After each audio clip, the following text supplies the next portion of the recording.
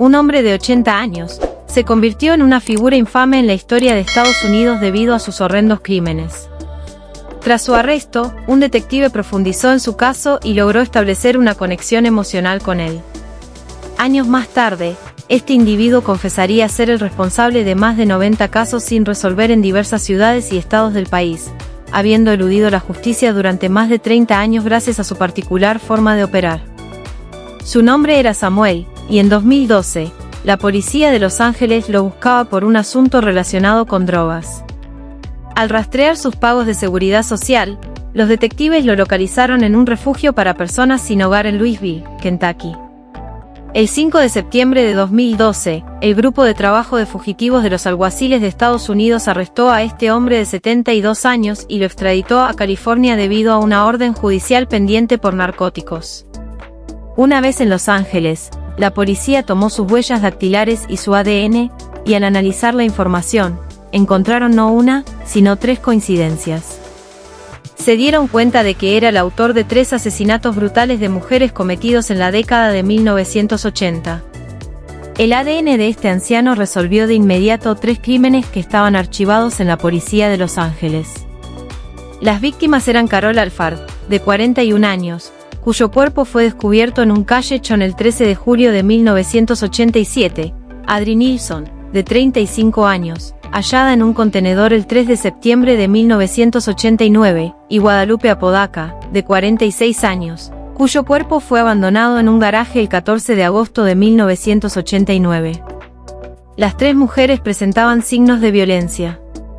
Samuel negó de inmediato las acusaciones de estrangulamiento, asegurando que no había cometido tales crímenes.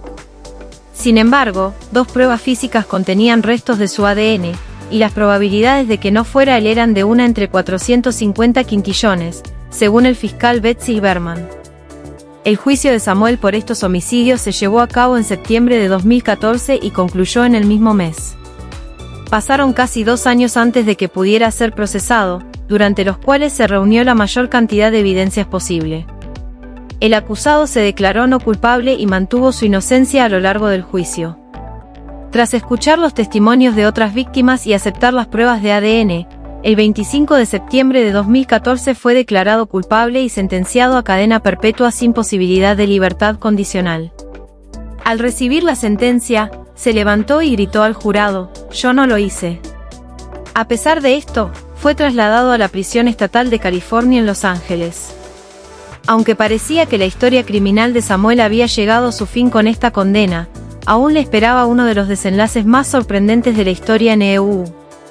Sus crímenes se remontaban a 45 años atrás, abarcando 37 ciudades y más de 15 estados en el país. El crimen más antiguo ocurrió en 1970 y el último en 2005, lo que representa 35 años de terribles sucesos y casos sin resolver. Todo esto se reveló gracias a un traslado de prisión, a partir del cual comenzó a relatar una ola de asesinatos que, increíblemente, alcanzó los 93, convirtiéndolo en el mayor asesino en serie del último siglo en EU. Pero, ¿quién es este individuo? Regresamos a la historia. Samuel nació el 7 de junio de 1940 en Reynolds, Georgia, una pequeña localidad situada a 100 millas al sur de Atlanta. Su madre, Bert, y su padre, Paul McDowell, se conocieron en su adolescencia. Ella tenía 16 años y él 19. Samuel nunca llegó a conocer a su padre, quien no asumió su responsabilidad, y su madre lo abandonó cuando era muy pequeño, dedicándose a ser dama de compañía. Así, fue criado por su abuela materna en Ohio. Desde niño, Samuel mostró una personalidad conflictiva, disfrutando de pelear y molestar a otros niños. Esta inclinación peculiar surgió tras presenciar a una maestra tocarse el cuello, lo que le generó una sensación de placer, dando inicio a su fantasía sobre el cuello de las mujeres. A los 13 años, fue enviado a un reformatorio en Ohio tras robar una bicicleta. Durante su año y medio de estancia, acumuló 47 infracciones disciplinarias. Su educación se limitó a la secundaria debido a problemas de disciplina y bajo rendimiento académico, ya que nunca aceptó que le dijeran qué hacer. A los 16 años, en 1956, se vio envuelto en delitos menores que lo llevaron de un centro de corrección a otro, siendo condenado por irrumpir en una propiedad en Nebraska. Al cumplir 20 años, se mudó a Florida para vivir con su madre, quien le consiguió trabajo en el cementerio donde ella laboraba. A finales de ese año, conoció a una mujer con la que contrajo matrimonio, aunque la relación no prosperó, ya que él tenía dificultades para mantenerse tranquilo. Era una persona emocionalmente inestable, lo que lo llevó a recorrer el país, moviéndose de un lugar a otro y subsistiendo gracias a su vida delictiva, que incluía robos y fraudes. Fue arrestado al menos 8 veces en diferentes estados. En 1961, recibió una condena de 3 años de prisión por irrumpir en una tienda de muebles. Su vida estuvo marcada por conflictos y, tras múltiples encarcelamientos, comenzó a practicar boxeo. Medía 1.90 metros y pesaba más de 100 kilos, lo que le confería una presencia intimidante, además de tener una mirada desafiante y agresiva. Era conocido como "el loco con la máquina loca", debido a su velocidad y furia. Aspiraba a ser como Sugar Ray Robinson, pero su inestabilidad y falta de compromiso solo le permitieron soñar con ser un gran boxeador.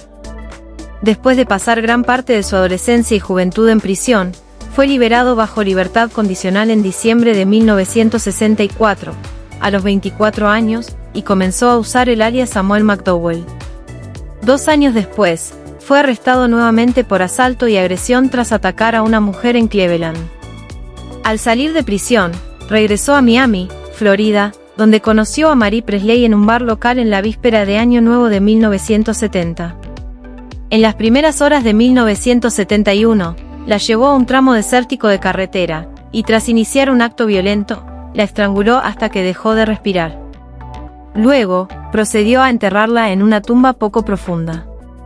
Durante los siguientes 3 años, llevó a cabo varios asesinatos en Miami, incluyendo el de una mujer transgénero llamada Martine. En 1972, se trasladó a Maryland, donde también asesinó a otra mujer. Samuel regresó pronto a Cleveland, donde fue arrestado por robo a mano armada y posteriormente acusado de sodomía, aunque finalmente fue absuelto de ambos cargos. Poco después, se comprometió con una mujer llamada Morelia 14, quien era 30 años mayor que él y tenía experiencia en robos, enseñándole diversas habilidades para llevar a cabo sus actividades delictivas. Samuel y Thor se mudaron por el Medio Oeste y el Sur durante la década de 1970, manteniéndose a través de robos y trabajos ocasionales. A pesar de ser arrestado por varios delitos menores, pasó poco tiempo en prisión.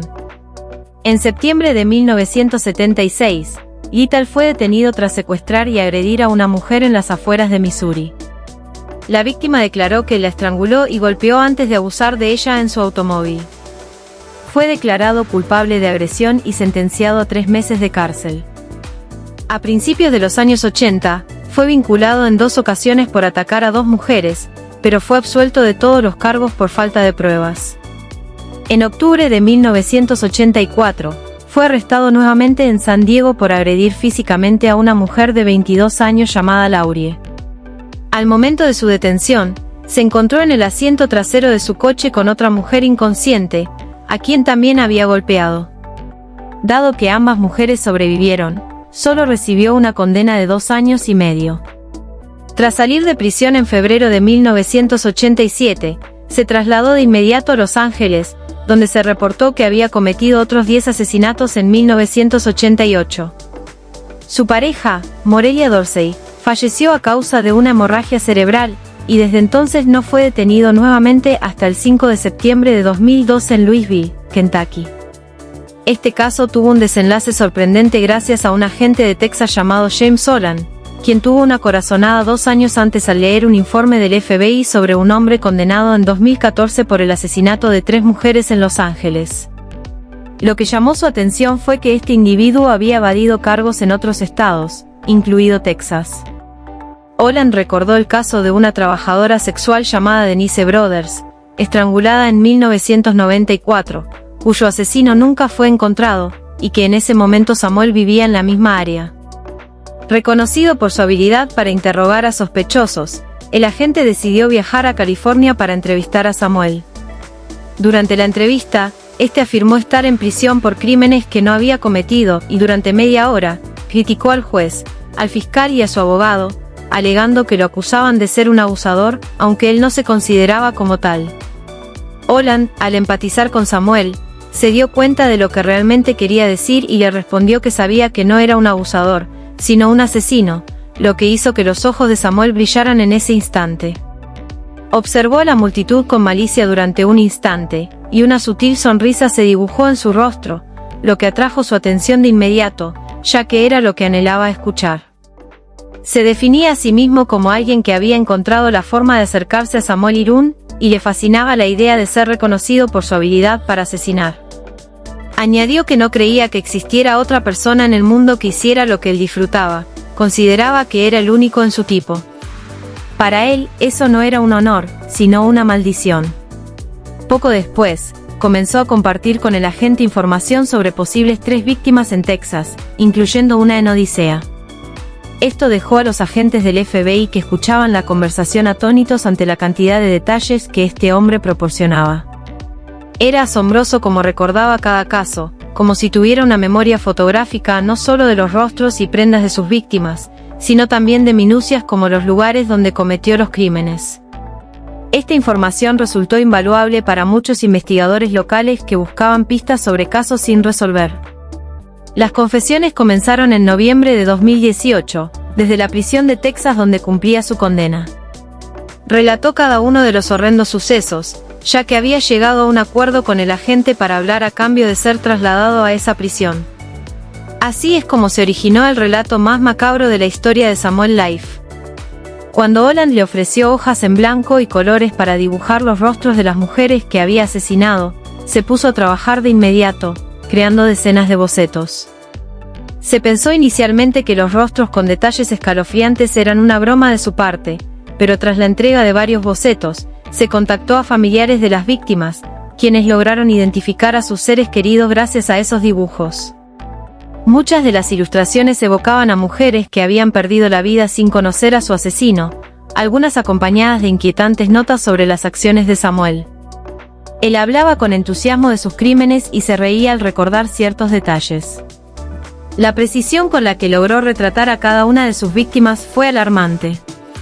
La policía descubrió un patrón preocupante y conexiones que lo vinculaban a otros crímenes similares que habían quedado sin resolver, sumando un total de 93 víctimas y más de 700 horas de interrogatorios. Uno de los casos que confesó fue el de Melissa Thomas, de 24 años, cuyo cuerpo fue hallado sin ropa en un cementerio de Luisiana en 1996. Samuel afirmó que conoció a la joven mientras caminaba por la calle y la invitó a subir a su auto para consumir drogas. Ella aceptó, aparcaron junto al cementerio, y cuando iban a tener relaciones en el asiento trasero, él comenzó a acariciarle el cuello. Melissa le preguntó por qué seguía tocándola de esa manera, insinuando que era un asesino en serie. Ante esto, Samuel se enfureció y decidió acabar con su vida. Varias mujeres que sobrevivieron a encuentros con él, tras conocer su caso, se presentaron ante la policía para relatar lo que les había hecho, coincidiendo en describirlo como un individuo despiadado. Samuel tenía un profundo desprecio hacia las mujeres, y su capacidad para asesinar a tantas durante un periodo de 35 años sin ser descubierto es inquietante. Su método no era particularmente complicado, elegía a sus víctimas basándose en su vulnerabilidad física, lo que les impedía defenderse.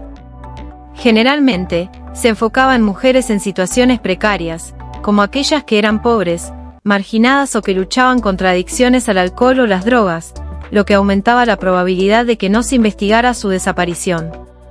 No tenía una preferencia específica en cuanto a la raza, ya que atacaba a mujeres blancas, negras o latinas, aunque la mayoría eran jóvenes con ojos grandes y labios carnosos. Una vez que las atraía, aprovechando sus adicciones, las conducía a lugares aislados. Su fuerza le permitía someterlas fácilmente, y gracias a su experiencia como boxeador, las dejaba inconscientes de un solo golpe.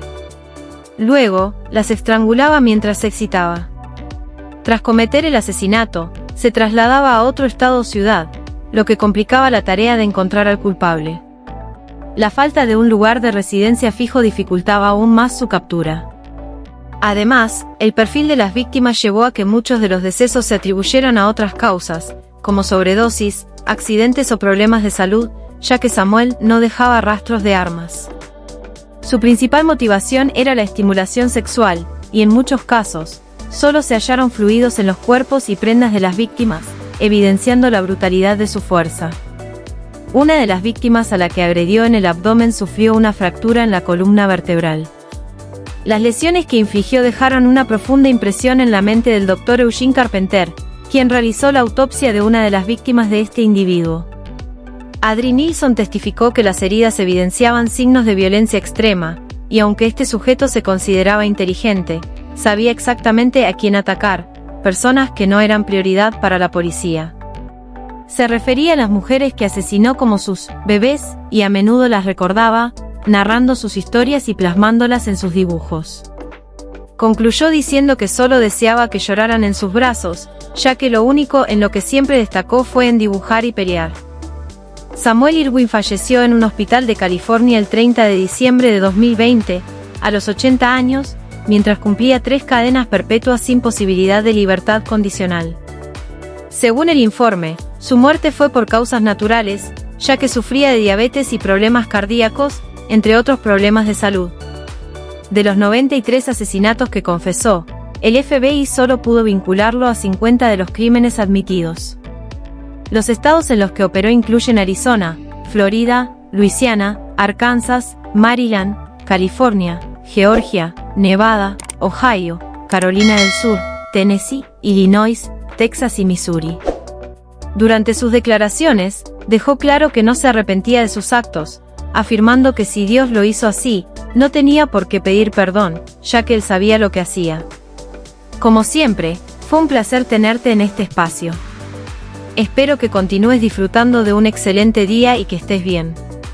No olvides suscribirte y seguirme en las redes sociales. Hasta la próxima emisión.